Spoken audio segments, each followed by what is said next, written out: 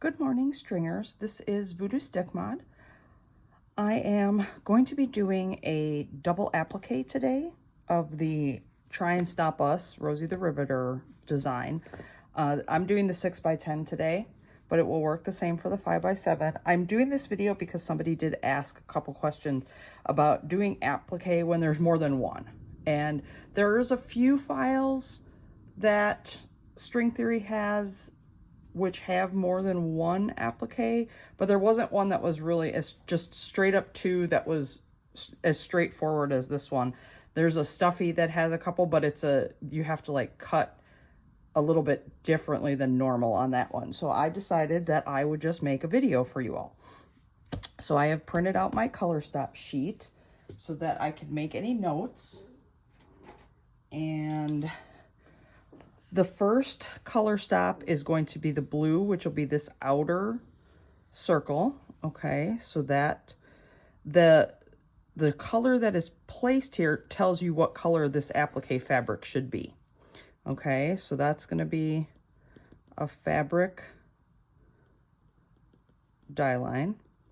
Then this next one is just a totally wild random color because that's the tack down for tacking down the fabric.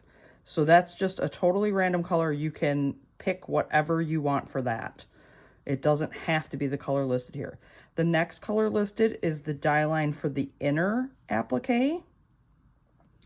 So that's another fabric dye line. And again, the color of this tells you what color that should be for the applique fabric. And then you have another one, which is just a wild color, which is your tack down again. And then everything after that is all what I call the pretty stitches, which is going to be your rosy design, your satins around the outside of the two appliques, and your wording. So it's pretty straightforward, but if you've never done applique, it can seem confusing if you're not understanding. So this will also, the video, I will edit out still shots and make a PDF to add to the file for Ricky. So what are we going to need today? Well, obviously we're going to need something to put this on because this isn't designed to be a patch. It's just a fill design with an applique to put on something else, a tote bag, a shirt, whatever you want it to be. So today I am going to just throw it on a piece of fabric that I will later decide what I'm going to do with. It'll probably end up being a bag of some sort. So I have in my hoop a piece of medium to heavyweight cutaway. By that, I mean 2.5 to 3 ounces, okay? You can get it from many, many places. And then I have, this is just like a piece of white cotton twill that I found laying around in my closet. So that's my base fabric, and I have actually hooped it. I very rarely hoop fabric. I usually float and pin it, but I thought I'm gonna hoop it so that you guys can see how that goes, okay? And then I have 2 giant pieces of applique fabric, which these are way bigger than I'm gonna need, but if you have scraps, go ahead and use them. And what I did for these, because this is just thin quilting cotton, I applied some Heat and Bond Light to it. You can use that. You can use just like a woven interfacing, anything that'll keep your fabric from fraying. If you have a quilting cotton like this that's going to fray. If you're using felt or vinyl, you don't need to do that because those fabrics won't fray. So now this is Heat and Bond Light. This is not that stuff that you can buy that's like double-sided sticky. This is an iron-on thing. So this is not sticky. It has this paper because you have to iron it onto the back of the fabric. But then it's meant to be cut, placed, and then ironed on again. I don't iron it on while I'm in the middle of making something like this, but when I'm done, I can press the whole thing and it'll adhere the applique fabric to this. But Heat and Bond Light is meant for temporary. It's not meant to be a permanent adhesive. So, you know, some people use it to iron before they stitch around it on a sewing machine, but I'm just using it to give it a non-fray effect to the fabric. So it's not something to worry about. Now, if you are using something that doesn't fray, like a felt or something, you can always use some temporary adhesive spray like this. There are many different kinds. I just happen to have a bunch of this to lightly, very, very lightly spray the back of your applique fabric and place it down. Just remember, if you use that, if you spray a lot on the back of your fabric and then place it down on this, it will leave residue on your base fabric that can be very, very difficult to get out. So I use temporary sticky spray very, very sparingly. What else are we going to need? I'm going to need some sort of scissors to cut my applique. You can use duckbill applique scissors, or you can use a double curve scissors. I interchange depending on what I feel is best for the situation. Other than that, the only thing I'm really going to need is my machine that is set up and all ready to go. So the first thing I'm going to do is I'm going to place this hoop in the machine, and I'm going to run the die line for the first applique.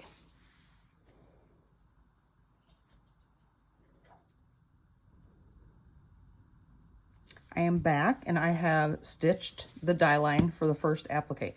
Now you might be saying, why is there this inner circle in here? I'm going to show you why, because it is something that you can do, but you don't have to do depending on the materials you are using. So first, I'm going to measure this, because obviously this is way bigger than is needed. It's like a 12-inch square piece. So there's no reason to waste that whole big piece. So I'm just going to measure it, and it looks like if I cut about a 7-inch square off of this, that will be more than sufficient to have enough excess to not be so close to the die line that things pull and all sorts of ickiness. Okay, so I need to peel off the paper on the back of this, because you don't want that in your embroidery. And then I'm just going to lay this down. Excuse me, it's kind of dry in my house today, which is weird since it's raining. Okay, and now I'm just going to tape this on the 4 corners. You can pin if you want to pin, but tape works.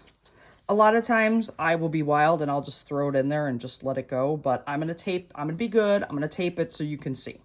So now I'm going to put this back on the machine, and I'm going to run color stop 2, which is the tack down. And I am doing it in the wild medium turquoise color, because that way you'll be able to see it really well.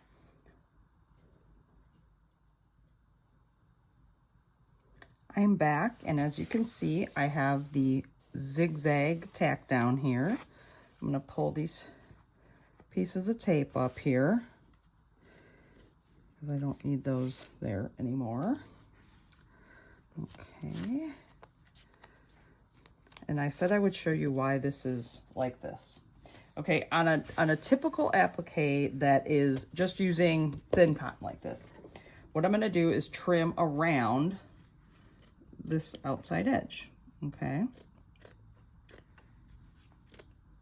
And I'm trying to get as close as I can to the stitches without actually cutting into that zigzag, okay?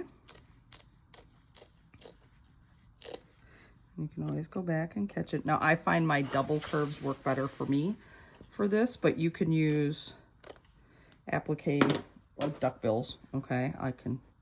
So you can just go around. See, I get a closer cut with my double curves, but that's me. It's a personal thing for me. Okay, and as you can see, I'm not contorting my wrist to try to go around. I keep rotating my hoop. That'll give you a nice cleaner cut edge. And like I said, you can always go back if you didn't get close enough. And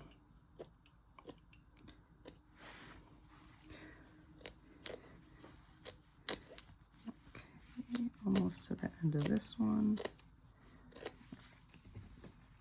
All right. I'm blowing stuff off of there. I always have lint rollers close by. I do a lot of stuff with Minky. Lint rollers are a necessity in my life. Okay, so that looks pretty good cut. Now, why is this here? Because if you're just doing this in cotton, you can go ahead and proceed putting the yellow over the blue, okay? I'm gonna just measure this real quick so I know how big I need this to be. I'm thinking, well, a 6-inch piece would be more than big enough.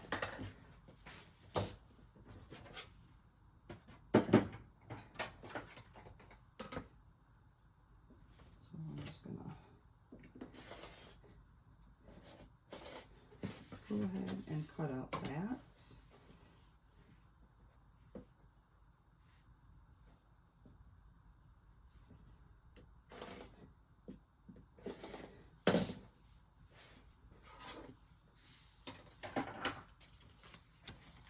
Okay, so I have my 6-inch piece of yellow here, and I'm gonna peel off the paper of the heat and bond light that I used. Okay, now, why would you maybe want that extra dye line there? Because if you see, when I put the yellow over the blue, you could still kind of see that's darker and it's not very nice. So if you're using vinyl, you would want to do this too, because that's going to be thick. So what I'm going to do is I'm going to carefully kind of push this up to kind of get my scissors underneath there, not through the whole thing. I'm just trying to get through the blue of the applique, okay? Because I'm going to cut out this center so that I'm not putting the lighter color over the darker color. Now, again, if you're using a fabric where you don't really see that issue, so like I said, I use the tip of my scissors, kind of punch a hole without going through the base fabric, and then just cut out to the edge. And now I'm just gonna carefully trim around the inside of this circle.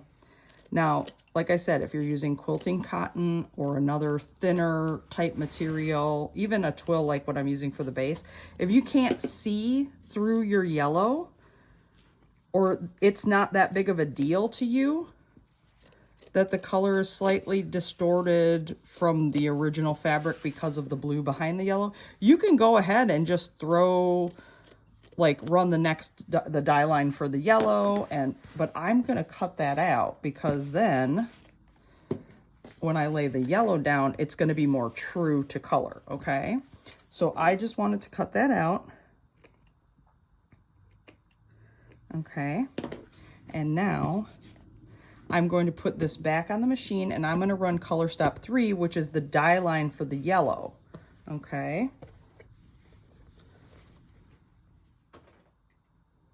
And I'm back after running color step 3, which is this very faint yellow line. It's hard to see, but I'll zoom in there, you kind of see it. So I am going to lay down my yellow fabric now. Okay, so that I can do the tack down for that.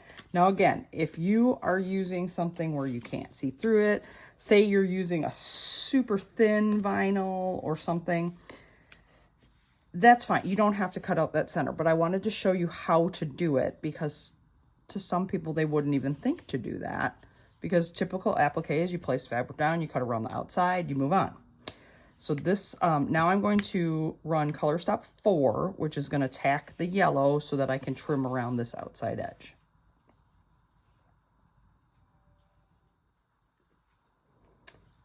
I am back and I have run color stop 4, the tack down for our yellow applique circle. Okay. Now I'm going to trim around the outside of this. So I'm just going to come in with my scissors up to it.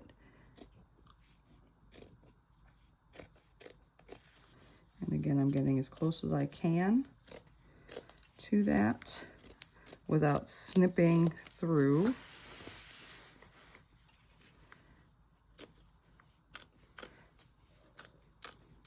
But just keep in mind the last part of that video, cutting out the inner blue behind this, is totally optional. You know, All depends on what you're doing, but like I said, for vinyl, like if you're using your typical marine vinyl, that's kind of, some of it is kind of thicker, you might want to do that just so then that way it's not so bulky. Okay. Your satins will stitch a little bit nicer if things aren't quite as bulky in some areas, especially if your machine doesn't handle the bulk all that well. Just fixing up some minor spots. Okay, now I'm gonna do one last lint roll to get off any strays. Okay, so now that's all trimmed out. So now the rest is easy. Now I'm just gonna put it on back on the machine, and I'm gonna run the rest of the color stops, everything else, because all that's left is the pretty stitches. So I'm gonna put this back on the machine. I'm gonna let it run through all the colors, and then I'll come back to show you the final result at the end.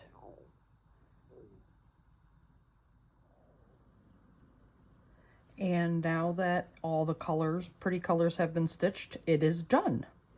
The only thing I did off camera was I cut the jumps between the letters, but other than that, it's good to go, and you may now unhoop and use it for whatever it is that you wish to use it for. Hopefully this helped to show you how to do a double applique. There will also be a PDF that I will write to that Ricky can put in with the zip file that comes to you when you buy this pattern. You can get the pattern at www.stringtheoryfabricart.com. And if you have any questions, as you all know, I almost have no life, so I'm generally in the group all the time.